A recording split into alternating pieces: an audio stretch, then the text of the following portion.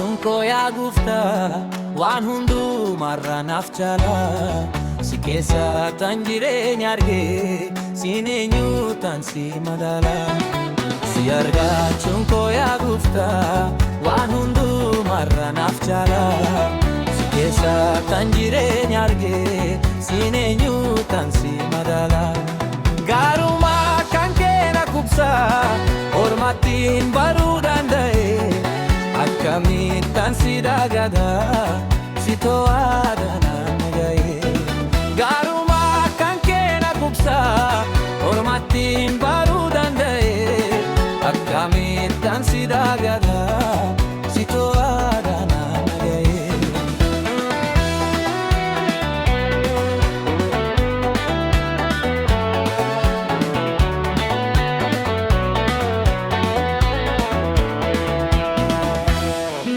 Fachiftee jireenya sinna shaakalsiise. Ani si jaaladhin garaan koo sirrattan gadhiise. Ammas ammas dhimeen si yaada si malee olee hin bulu. Gargaara koo yooree rakkisa fuula kee hin walaalu. Nami fachiftee jireenya sinna shaakalsiise. Ani si jaaladhin garaan koo sirrattan gadhiise. Ammas ammas dhimeen si yaada si malee olee hin bulu.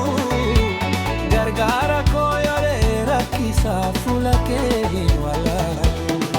Si argachuun koo yaa Gooftaa waan hundumarra naaf cala. Si keessa tan jireenya argee